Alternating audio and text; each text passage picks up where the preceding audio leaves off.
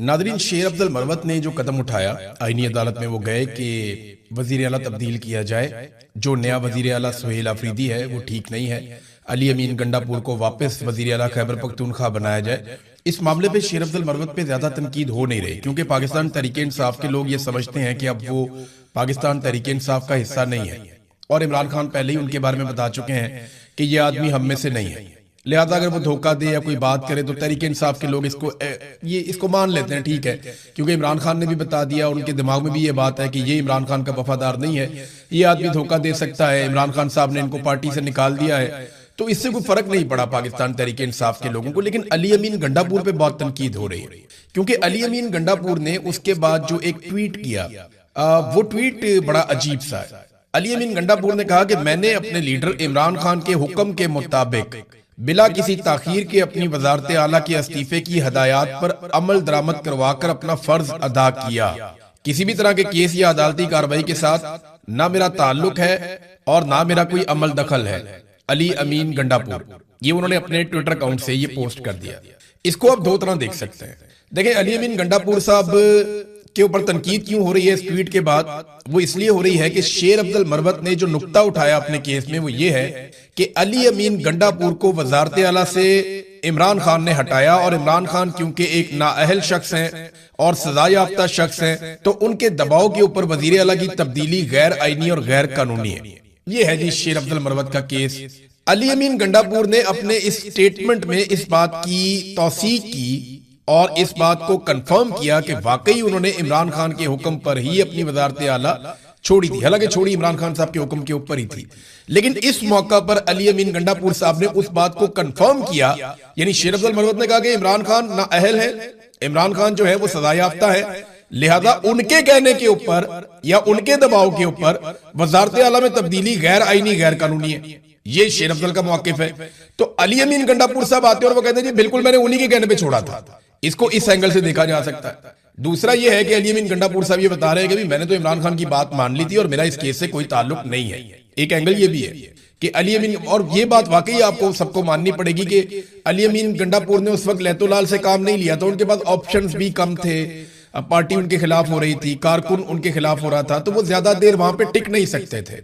अगर वो जबरदस्ती रुकने की कोशिश भी करते तो तहरीके अदम एतमाद आती, वो उसके अंदर फारिग हो जाते। लेकिन अब अली अमीन गंडापुर साहब इस बात की तस्दीक कर रहे हैं कि जो शेर अफजल मरवत ने कहा, बात तो वही है कि मैंने इस्तीफा इमरान खान साहब के कहने के ऊपर दिया था। तो ये एक तरह से उन्होंने शेर अफजल मरवत की बात की तौसीक कर दी। अब यहां अली अमीन गंडापुर साहब ये भी कह सकते थे कि जी ये दरखास्त वापस ली जाए। देखें ना, आप ये वीडियो देखें, जो ताल्लुक शेर अफजल मरवत और अली अमीन गंडापुर का स्टेज पे नजर आ रहा है, जैसे जफ्फियां डाल रहे हैं, मिलकर हाथ उठा रहे हैं, और जिस तरीके से ये अपनी मकबूलियत शो कर रहे हैं, हालांकि उस वक्त दोनों अवाम में मकबूल नहीं थे। ये वो हालात थे जब शेर अफजल मरवत को इमरान खान साहब ने पार्टी से निकाल दिया हुआ था और अली अमीन गंडापुर साहब उनको पार्टी के अंदर रखना चाहते थे। तो ये आपस में देखें किस तरह शेरो शक्कर थे। ये भी एक टाइम था। अब अली अमीन गंडापुर साहब के कोई बुरे ताल्लुकात तो नहीं है शेर अफजल मरवत से, तो वो उन्हें फोन करके कह सकते हैं कि भाई आपने ये क्या किया। आपका एक करीबी दोस्त है, उससे आपका एक बहुत अच्छा ताल्लुक है, और वो आपके हवाले से एक पिटीशन डाल देता है आईनी अदालत में, और आपको ये पता ही नहीं है। How is it possible? तो इस पे जो बात की है बैरिस्टर गौहर ने, जो चेयरमैन है पाकिस्तान तहरीके इंसाफ के इस वक्त, उन्होंने इसे साजिश करार दिया। शेर अफजल की वजीर आला खैबर पख्तूनख्वा को हटाने की आईनी दरखास्त एक साजिश है, ये बैरिस्टर गौहर ने कहा। रुकन असेंबली भी है शेर अफजल मरवत साहब, उनकी जानिब से वजीर आला अली अमीन गंडापुर की बहाली की दरखास्त को साजिश करार देते हुए बैरिस्टर गौहर ने कहा कि वजीर आला हटाने की इजाजत सिर्फ बानी चेयरमैन इमरान खान देते हैं और सुहेल आफरीदी उनकी मर्जी से बने हैं, ये फैसला तब्दील नहीं हो सकता।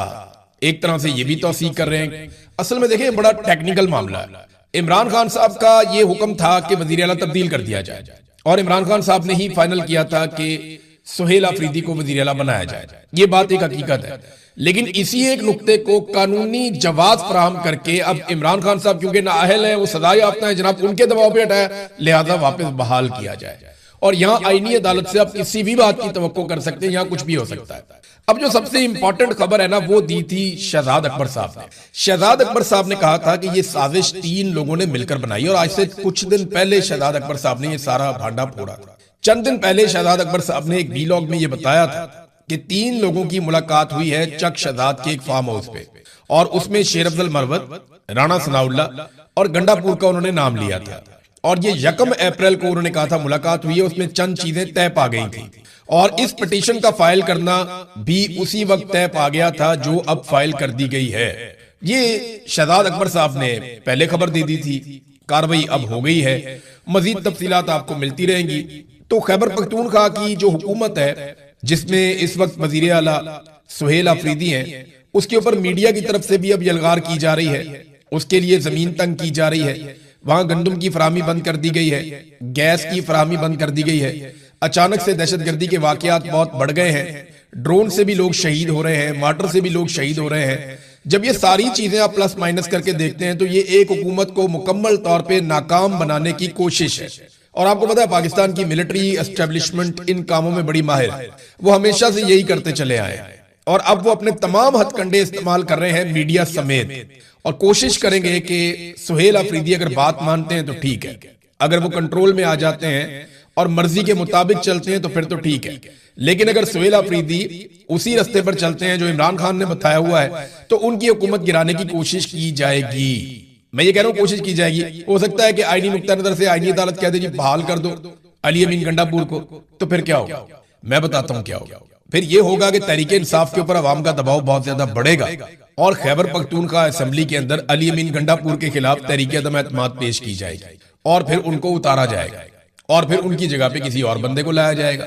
ये यहाँ पे आप इमरान खान के बगैर हुकूमत नहीं बना सकते। आप गवर्नर राज लगा लें, जबरदस्ती कर लें, कोई इमरजेंसी नाफिज कर लें, कोई आप गंद मार लें, उसका फायदा इमरान खान को ही होगा। वहां पाकिस्तान तहरीके इंसाफ को आप ऐसे नाकाम नहीं बना सकते।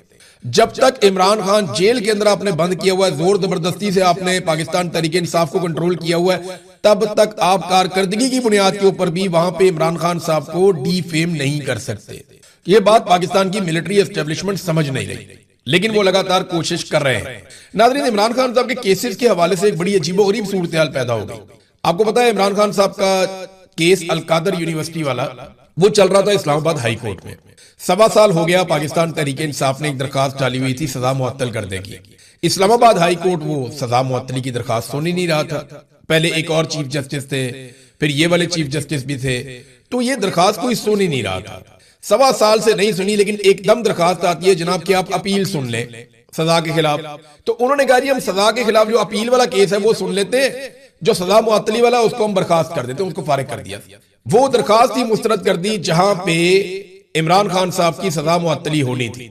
अब इस फैसले के खिलाफ इमरान खान साहब के वकला ने कहा जी हम अपील करना चाहते हैं। अब ये उनका हक भी है कि हाई कोर्ट ने एक फैसला दिया है, उस फैसले के खिलाफ हाई कोर्ट में या सुप्रीम कोर्ट में जहां वो चाहें वो अपील दायर कर सकते हैं। लेकिन अपील दायर करने के लिए उन्हें जाना पड़ेगा इमरान खान साहब के पास और वकालतनामे पे दस्तखत करके इमरान खान साहब से इजाजत लेकर आना पड़ेगा।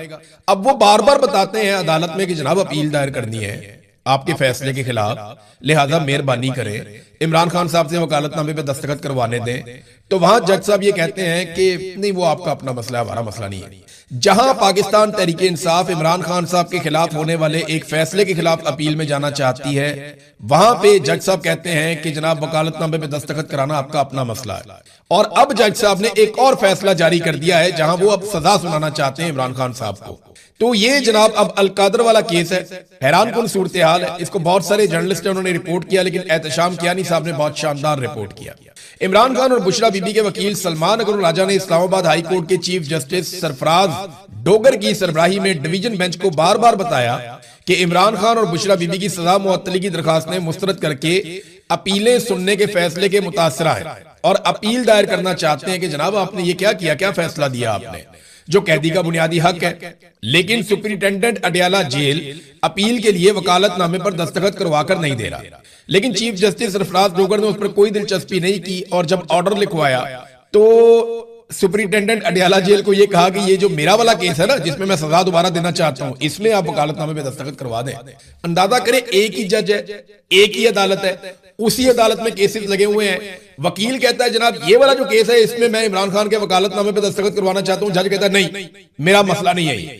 वो वकील कहता है जनाब आप इजाजत दें मैं वकालतनामे पे दस्तखत करवा के ले आऊं, मैं अपील करना चाहता हूं। जज कहता है नहीं मेरा मसला नहीं है। लेकिन दूसरे ऑर्डर में वही जज कहता है कि जनाब वकालतनामे पे दस्तखत करवाएं क्योंकि इस केस में मैंने सजा देनी है। अंदाजा कीजिए आप, ये हालात है इस वक्त इमरान खान के खिलाफ अदलिया के।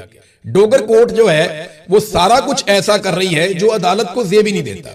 ना किसी जज को, ना किसी अदालत को। ये जज ये सोचते नहीं है कि इन्होंने मरना है, इन्होंने जाके अल्लाह रब्बुल इज्जत को जवाब देना है, अल्लाह के सामने खड़े होंगे तो ये कैसे बताएंगे कि जज साहब मैंने जिस केस में सजा देनी थी उसमें मैंने सुपरिटेंडेंट ऑफ जेल को कहा कि दस्तखत करवा दे इमरान खान के, और जिसमें मैं केस नहीं सुनना चाहता था, जिसमें इमरान खान का कानूनी फायदा था, वहां मैंने ऑर्डर नहीं दिया। कैसे जाकर अल्लाह रब्बुल इज्जत को फेस करेंगे?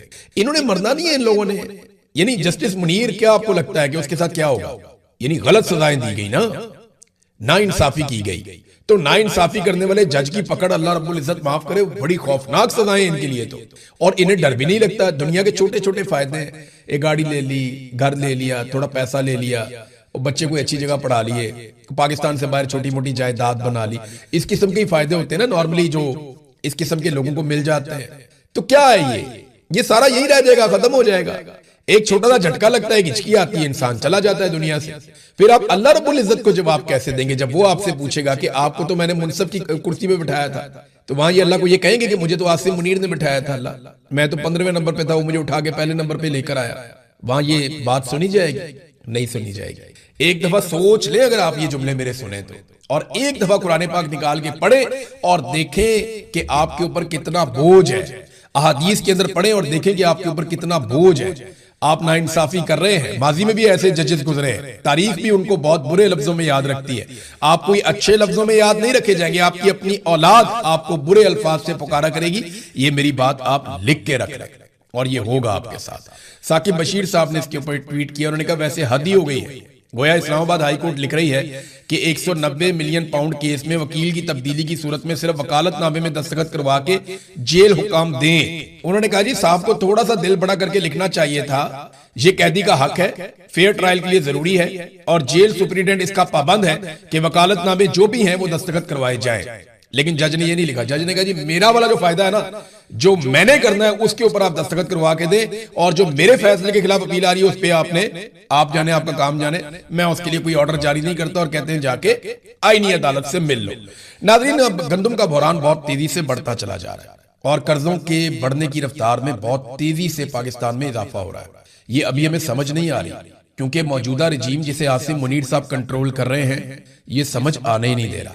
ये आने वाले वक्त में आने वाली नस्लों तक को पता चल जाएगा कि पाकिस्तान के ऊपर कितना बोझ पड़ गया है। ये जितना कर्जा आसिम मुनीर साहब और इनके साथियों ने ले लिया है, पाकिस्तान की पूरी तारीख में इतना कर्जा नहीं लिया गया, और ये इसी रफ्तार से कर्जा लेते चले जा रहे हैं। इन्होंने जीरो बॉन्ड जारी किए, इन्होंने लगभग 80 अरब रुपया लिया, और पाकिस्तानियों को 550 अरब देना पड़ेगा 15 साल के बाद। नाजरीन, इन्होंने वो कर दिया पाकिस्तान की मईशत के साथ कि कोई बहुत बड़ा मईशत दान भी आ जाए ना, वो पाकिस्तान के अंदर पाकिस्तानी अवाम कुर्बानी भी दे, तो 10-15 साल से पहले पाकिस्तान इस शिकंजे में से नहीं निकल सकता जो इन्होंने पाकिस्तान के साथ कर दिया। और जितने दिन ये पाकिस्तान के अंदर इक्तदार में रहेंगे, हर गुजरते दिन के साथ जिस तरह ये कर्जा ले रहे हैं, जिस तरह ये मईशत को डबो रहे हैं, जिस तरह ये हर चीज को बर्बाद कर रहे हैं, मुल्क खसारे में जा रहा है, हर गुजरते दिन की कीमत पाकिस्तानियों को महीनों तक चुकानी पड़ेगी।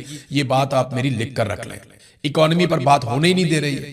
मीडिया के अंदर इन्होंने ड्रामा लगाया होता है कि पीटीआई के इख्तिलाफात के ऊपर कर लो प्रोग्राम, फलाने के स्टेटमेंट के ऊपर कर लो प्रोग्राम, जनाब बरबत ने ये कर लिया इसके ऊपर प्रोग्राम कर लो, उस पर कर लो। भाई असल काम ये है, पाकिस्तान की इकोनॉमी बर्बाद हो गई, आम आदमी रुल गया पाकिस्तान का। गुर्बत और महंगाई की शरह रिकॉर्ड इजाफे के साथ बढ़ गई है। पाकिस्तान में बेरोजगारी की शरह बहुत ज्यादा बढ़ गई है।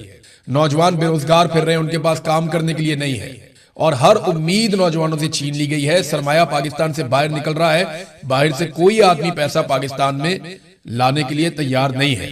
और आज पाकिस्तान का मीडिया अवाम के सामने माइक लेकर भी नहीं जा रहा कि अवाम से पूछा जाए कि जनाब क्या सूरत हाल है, आपके ऊपर क्या गुजर रही है। कुछ भी नहीं हो रहा है ऐसा। ये इंतहाई अफसोसनाक सूरत हाल है।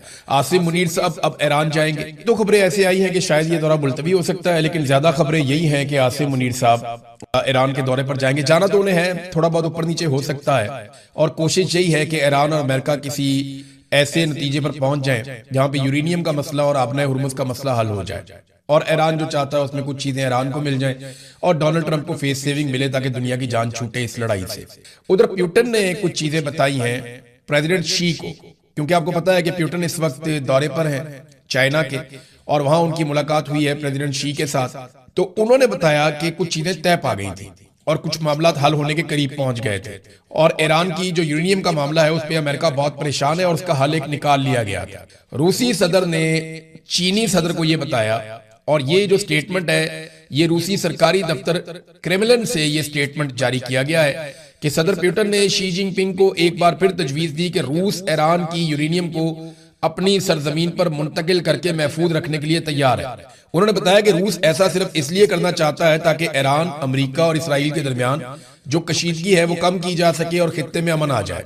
सदर पुतिन ने कहा था कि इब्तदाई तौर पर तमाम फरीक इस फार्मूले पर मुत्तफिक हो गए थे, यानी अमेरिका, इसराइल और ईरान सब मान गए थे कि ठीक है यूरेनियम अगर चली जाती है रूस में तो इससे सब मुत्तफिक हो जाएंगे। लेकिन बाद में अमेरिका ने मौक़िफ़ सख्त करते हुए मुतालबा किया कि यूरेनियम रूस जाने की बजाय अमेरिका की निगरानी में उसे मुंतकिल किया जाए और अमेरिका के पास मुंतकिल हो जाएगी। उसके बाद ईरान ने भी अपना मौक़िफ़ बदल लिया। अब रशिया ये कहता है कि हम दोबारा से ईरान को कायल करने की कोशिश कर सकते हैं अगर अमेरिका इस बात के ऊपर आमादा हो जाता है तो। इसराइल की खैर है, अमेरिका आमादा हो गया तो बात खत्म। इसराइल तो 1.5-2 घंटे की खुराक है ईरान की, अगर वो नहीं मानेगा तो ईरान खुद ही उसको मना लेगा। लेकिन असल मामला ये है कि अमेरिका इस बात को मान ले।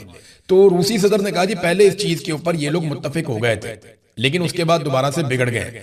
अब एक और खबर आ रही है इसी यूरेनियम के हवाले से, और वो सुप्रीम लीडर के हवाले से है। मुश्तबा खामनाई जो ईरान के मौजूदा सुप्रीम लीडर हैं, उन्होंने मुल्क के आला हुकाम को हदायत दी है कि ईरान का अफसूदा शुदा यूरेनियम किसी भी सूरत मुल्क से बाहर मुंतकिल नहीं किया जाएगा। यानी जो भी करना उसके साथ ईरान के अंदर करो, निगरानी में हो जाए, कुछ भी हो जाए, लेकिन ईरान से बाहर मुंतकिल नहीं किया जाएगा। ये खबर बैनुल-अक़वामी खबर रसा इदारे दे रहे हैं और ईरान की जानिब से जो न्यूज एजेंसीज है वो इसका दावा करती हैं। जबकि अमरीकी मीडिया एक और बात भी कर रहा है, वो ये कह रहे हैं जी ये खबर दुरुस्त नहीं है, हमारी ईरान के साथ बातचीत चल रही है और चीजें फाइनलाइज हो रही हैं।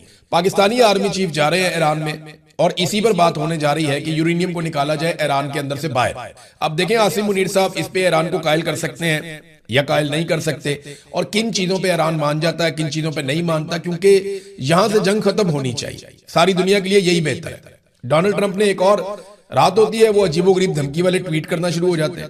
डोनाल्ड ट्रंप ने कहा a whole civilisation will die tonight, कि आज रात सारी सिविलाइजेशन जो है वो एक मार दी जाएगी, यानी वो मर जाएगी, पूरी सिविलाइजेशन ही मर जाएगी, पूरी तहजीब मिटा देगी। ऐसी खौफनाक धमकी डोनाल्ड ट्रंप ने दी है, और never to be brought back again, और वो कभी वापस जिंदा नहीं हो सकेंगे। मैं ये नहीं करना चाहता लेकिन मैं ये कर गुजरूंगा। और फिर उन्होंने ये कहा कि हालांकि ईरान में इस वक्त टोटल रिजीम चेंज हो चुका है, हालांकि कोई रिजीम चेंज नहीं हुआ, वही सारा ईरान है उसी तरह है, बल्कि ये जितनी अमेरिका को और इसराइल को फैंटी लगी है ये तो मौजूदा रिजीम ने लगाई है। आयतुल्लाह अली खामनाई तो पहले ही शहीद हो गए थे। बहरहाल वो अपनी तसल्ली के लिए कहते हैं कि जनाब रिजीम चेंज हो गया है और बेहतर लोग यहाँ पे मौजूद हैं, और मैं उम्मीद करता हूँ कि वो लोग चीजों को बेहतर अंदाज में करेंगे और जो 47 साल एक बदमाशी है उसका खात्मा हो जाएगा। डोनाल्ड ट्रंप की इस किस्म की एक ट्वीट भी है अभी इस वक्त। नाज़रीन एक और बड़ी जबरदस्त खबर मेरे हाथ लगी है, खबर बड़ी मजेदार है, मैं चाहता हूं उसको अगले वीलॉग में तसल्ली के साथ आपको बताऊं कि चीन के J-10CE लड़ाका तैयारे जिन्हें पाकिस्तान भी इस्तेमाल करता है, इमरान खान साहब ने इनका मुआहदा किया था चीन के साथ, और ये इसलिए हमने लिए थे कि हमें आइडिया हो गया था कि इंडिया जदीद राफेल तैयारे लेने वाला है, तो हमें उनके मुकाबले के लिए कुछ बेहतर तैयारे चाहिए थे।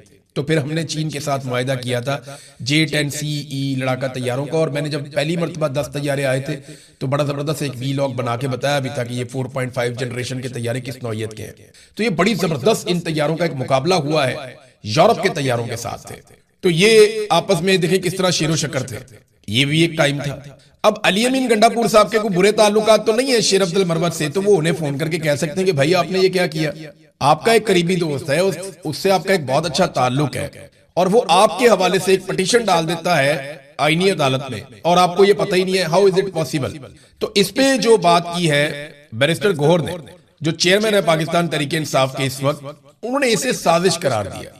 शेर अफजल की वजीर आला खैबर पख्तूनख्वा को हटाने की आईनी दरखास्त एक साजिश है, ये बैरिस्टर गौहर ने कहा। रुकन असेंबली भी है शेर अफजल मरवत साहब, उनकी जानिब से वजीर आला अली अमीन गंडापुर की बहाली की दरखास्त को साजिश करार देते हुए बैरिस्टर गौहर ने कहा कि वजीर आला हटाने की इजाजत सिर्फ बानी चेयरमैन इमरान खान देते हैं और सुहेल आफरीदी उनकी मर्जी से बने हैं, ये फैसला तब्दील नहीं हो सकता।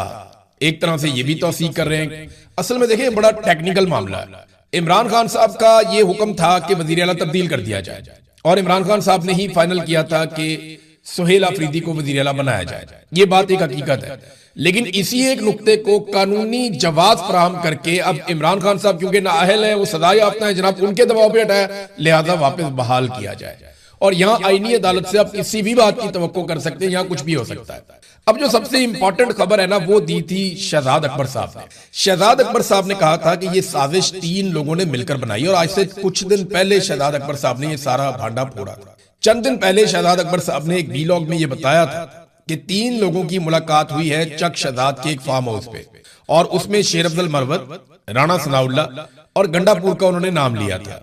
और ये 1 अप्रैल को उन्होंने कहा था मुलाकात हुई है, उसमें चंद चीजें तय पा गई थी, और इस पिटीशन का फाइल करना भी उसी वक्त तय पा गया था जो अब फाइल कर दी गई है। ये शहजाद अकबर साहब ने पहले खबर दे दी थी, कार्रवाई अब हो गई है, मजीद तफसीलात आपको मिलती रहेंगी। तो खैबर पख्तूनख्वा की जो हुकूमत है, जिसमें इस वक्त वजीर आला सुहेल अफरीदी हैं, उसके ऊपर मीडिया की तरफ से भी अब यलगार की जा रही है, उसके लिए जमीन तंग की जा रही है, वहां गंदम की फराहमी बंद कर दी गई है, गैस की फराहमी बंद कर दी गई है। अचानक से दहशतगर्दी के वाकयात बहुत बढ़ गए हैं, ड्रोन से भी लोग शहीद हो रहे हैं, मार्टर से भी लोग शहीद हो रहे हैं। जब ये सारी चीजें आप प्लस माइनस करके देखते हैं तो ये एक हुकूमत को मुकम्मल तौर पे नाकाम बनाने की कोशिश है। और आपको पता है पाकिस्तान की मिलिट्री एस्टेब्लिशमेंट इन कामों में बड़ी माहिर है, वो हमेशा से यही करते चले आए हैं, और अब वो अपने तमाम हथकंडे इस्तेमाल कर रहे हैं मीडिया समेत, और कोशिश करेंगे कि सुहेल अफरीदी अगर